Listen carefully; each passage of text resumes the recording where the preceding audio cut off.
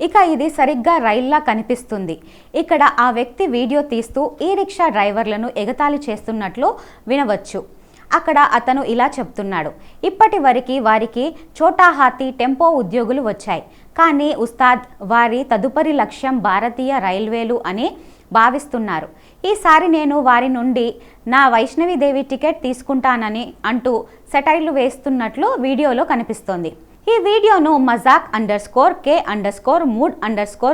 అనే ఖాతా ద్వారా ఇన్స్టాలో షేర్ చేశారు. దీనిని లక్షాది మంది చూశారు. ఈ వీడియో చూస్తున్న తర్వాత నెటిజన్లు దీనిపై ఫన్నీ కామెంట్స్ చేస్తున్నారు.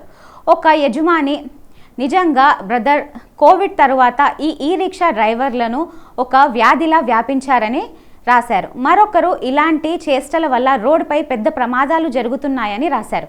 మరొకరు, నిజంగా బ్రదర్, ఇప్పుడు వాటిని చూసిన తర్వాత నాకు చాలా భయంగా ఉందని రాశారు.